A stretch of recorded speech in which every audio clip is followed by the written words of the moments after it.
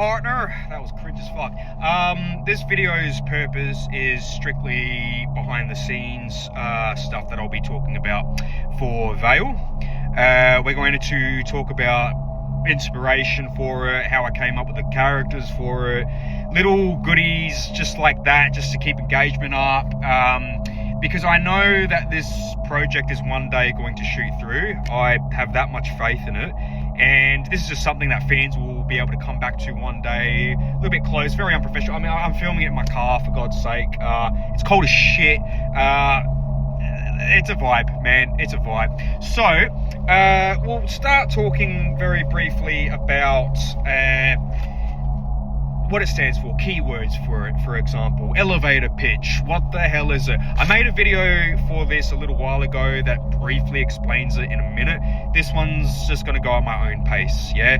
10 minutes, 15 minutes, whatever the fuck it is. So, let's get right to it, yeah? So, the VYEL itself is a collection of cinematic stories that are going to explore philosophical rot where broken characters slay with deadpan humor inside a world that feels like the Matrix met Silent Hill during your therapist's wet dream. Josh, what I stand for basically is to expose the glitch. Every story that I've created, every story I will create, maybe we'll see, there's always going to be some sort of subtext to it, which a lot of the times is philosophical, because that's just what I like within my consumer-based medium.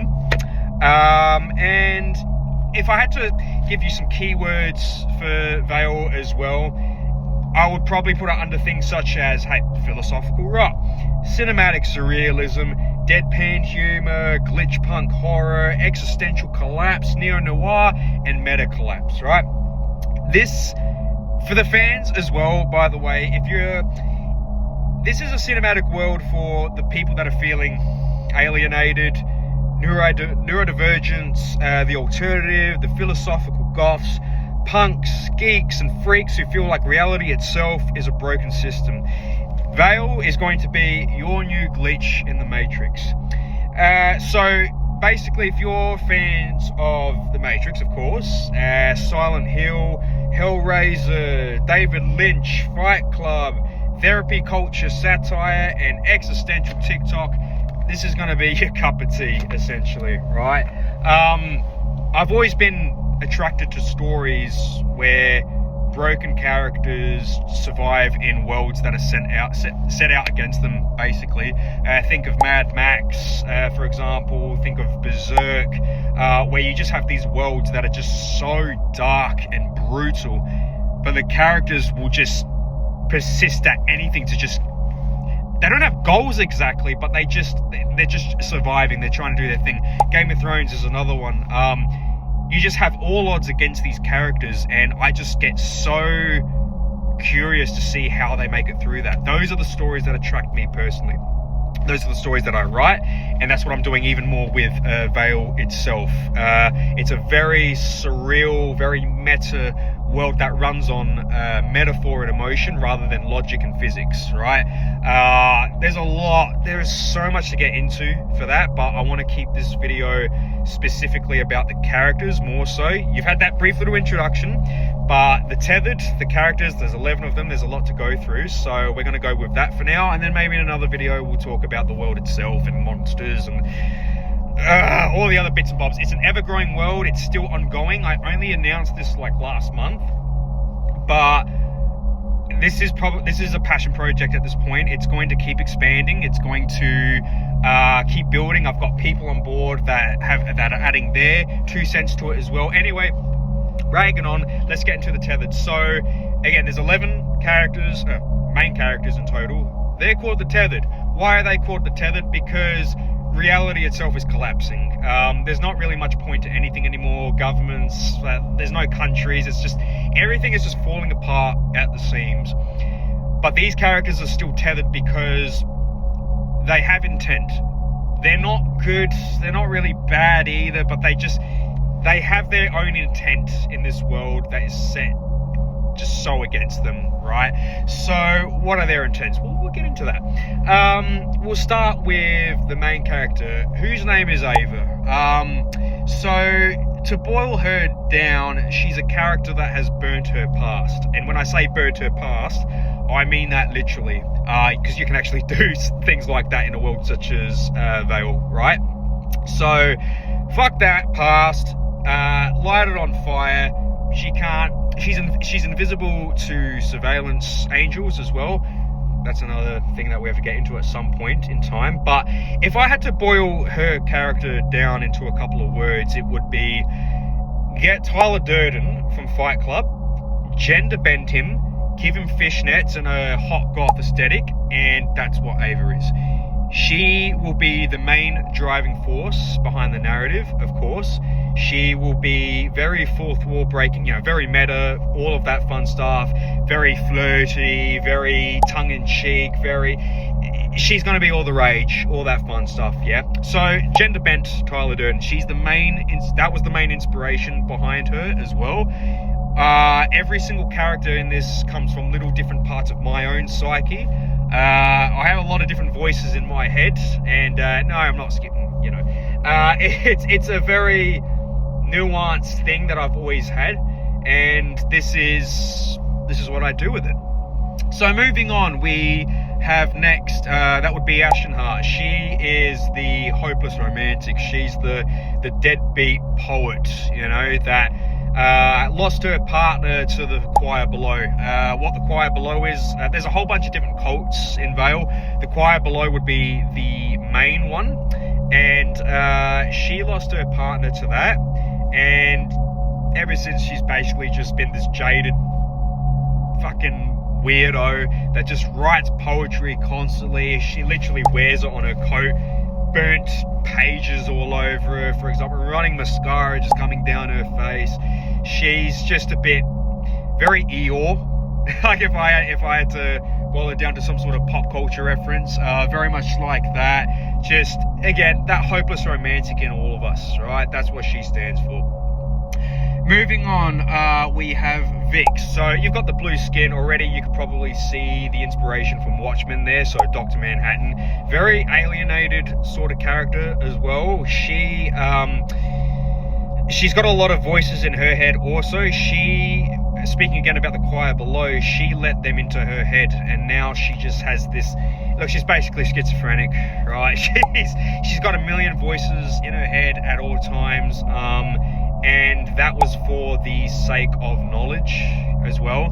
She stands for, that's basically what she stands for, the pursuit of knowledge, and how that can be a great thing, but it can also be a downside as well. Very dangerous territory.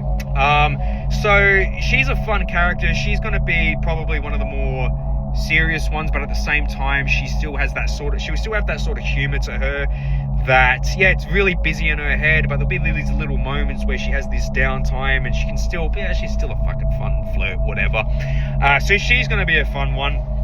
And moving on to Deadwire, she was interesting because a lot of these came from doodles and sketches that I had over the years. I had this vision of a character, this was years ago, I had this vision of a character where that was just all wires and energy, and she was connected to all these tubes, and it was a weird, and I got it from a song by Godflesh as well. What's the song called? Shut Me Down. Every time I listened to that song, I just had these visions of that, basically. And so that's where Deadwire came from. She wears these headphones over her, she has this mask full of wires, and her eyes are TV static, and she is in tune with the static, basically. There are frequencies all over the place, frequencies and broadcasts, and she is in tune with all of that. She listens to the static, and she is essentially trying to make sense of it all. And will she do that? I don't know. Time will tell. We will see. When I write characters, they end up kind of taking the wheel at some point during the narrative. It's no longer me writing, it's them. So, hey, that's part of the fun, right? So, she's probably the quietest one out of... the second quietest one. We'll get to that later on. But, yeah, so... frequencies, static, this, all of that. She's the one that makes sense of it all, or at least tries to. Moving on to Anna, or Null. She's She's a fun one too. She's a character that exists. She's a temporal ghost, essentially. She exists in every timeline. She was the part of me that never really felt seen, I guess. Where the alienation really comes in is all boiled down into her. So essentially she lives in this apartment that intersects 4 different timelines where she might meet herself, she might there's all these different versions of her running around at the same time. You never know which Anna that you're speaking to at one set point in time. So she makes sense of it all by just existing, really, because what the imagine a lifestyle where you meet yourself. If you're going through a walk, you're going for a walk in the park, or you know what I mean. It's quite a lot. But she's the temporal ghost. What she adds to this narrative is, you're just gonna have to wait and see. Basically, moving on. You've got Hollow Jack. He runs a cult. Actually, that cult is the Failed Children. He's basically, I've always been a huge fan of the Joker from The Dark Knight. He's my version of the Joker meets Keith Flint from The Prodigy. Because you just gotta love The Prodigy, right? Mix them together and you get Hollow Jack. So he runs the Failed Children. What do the Failed Children stand for? Failure, basically. Failure is the key to success. Through failure, they can achieve enlightenment, pretty much. So it's this carnival-esque aesthetic that meets just meets Mad Max, I guess. I just put the two together and I just went, hey, this is a cult now. That's that. So he's going to be a lot of fun to write, and I'm very much so looking forward to that. Moving on to, yes, the quiet one, Mirror Cut. She cuts your trauma away from you, basically. She was inspired by, she's the part of me that was very quiet still, and she was the one that she was inspired by, what's that chick from Sin City, the chick with the katana and the Miho, that one. That's where I got the inspiration from for her, silent, moves with purpose, the katana, everything like that. That's where I got the aesthetic inspiration from. But what she stands for and her purpose and all of that, her sword is not just still, it's weaponized trauma, basically. She doesn't talk much, but when she moves, she does so with purpose. So traumas, all that bullshit that you feel, if you wake up one morning and you feel a little bit different, it's probably because of her. She is a silent savior in a way, but her intent is to just... She just wants to make sense in a world that just doesn't make any sense, essentially. And the way that she copes with that is dealing with, getting rid of other people's trauma, essentially. Moving on to the Apostle of Eyes. His inspiration was Nick Cave, Trent Reznor, and my uncle, who is no longer with us. He was a bit of a deadbeat, but he had a heart on him that was just always misunderstood. He also there's another inspiration that I completely forgot to talk about, which was Super Hands from Peep Show. That's where his character essentially is that. Very deadpan humor again, drinks a lot to deal with it. Essentially he sees all timelines. He's got his shirt that's covered in eyes, and he just sees every single timeline all at once, and that does a lot for ya. So how do you make sense of that all? Well, you just drink to basically numb it, and God, that's going to be another fun one to write, I tell you what. Bloody hell, man.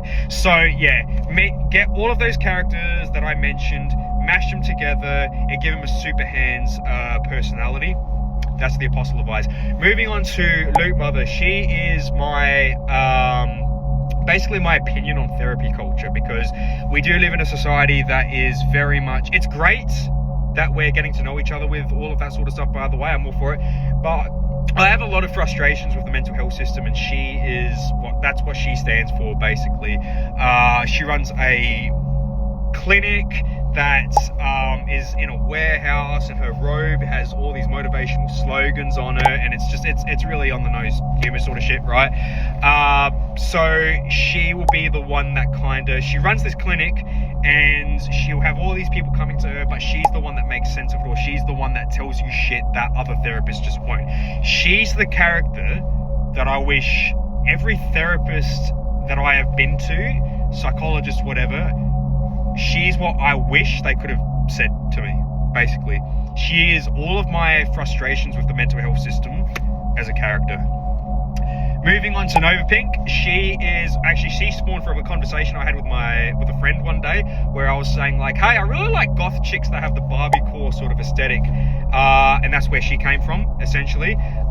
She is also inspired by streamers and content creators and all of that. There's a lot of toxicity with those. I just see them as sellouts, essentially. I don't want to say all of them are, but a lot of them are just doing it just because they want to be seen, and you know what I mean? It's just this superficial bullshit. She was that once upon a time, but she cracked through that, and now she's just this rogue who is in love with the next character that I'm going to talk about, which is Jet Kid.